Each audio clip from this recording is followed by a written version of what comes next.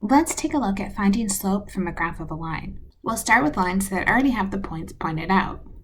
In this line, I have the points -1, 1, and 0, -3. What we want to look at is how much did the line change vertically compared to how much it changed horizontally. So let's start at the left point, -1, 1, and look at how much we move down compared to how much we move over.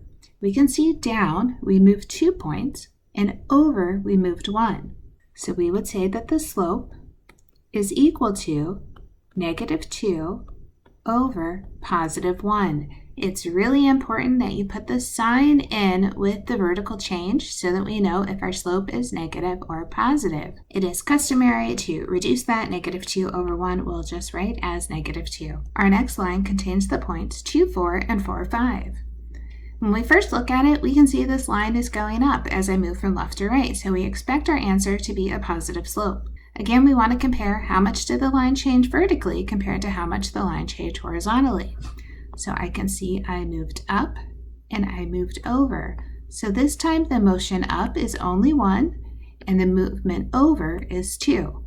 So we can say that we moved up 1 and we moved over 2. Let's write it on the graph, up 1 and over 2. This tells me I have a slope of 1/2. Let's look at a line where the points are not already indicated on the graph. In this case, you want to find 2 points that you can easily read. Let's say I select this point right here, which is 3, 4, and this point right here, which is 6, 3. Again, I want to compare how much did it change vertically to how much it changed horizontally. So vertically, I can see it went down 1, and then horizontally, it went over 1, 2, 3. I'm going to write that in as down 1, which is -1, and then over 1, 2, 3. I want to show you that if I pick 2 other points on the graph, so let's go way up here, which is -3, 6, and let's pick another point, 0, 5, we'll see the same movement. It went 1 down and 1, 2, 3 over. You should see the same kind of step throughout the graph. So look, if I go another 1 down and 1, 2, 3 over. So I have consistency from point to point as I move.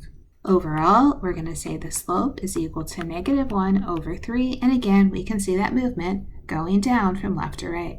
Let's look at a horizontal line where there is no movement up or down. In this case, we're still going to pick 2 points, so I could pick this is 0, -2, and maybe this other point, which is 2, -2. When I look how much it changed vertically, I see the answer is 0. It didn't make any change vertically, and I moved over 2. 0 over 2 is just 0, so my slope is 0.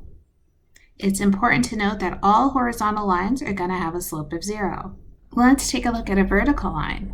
This time, I'm going to pick the points 3, 4, and 3, 0.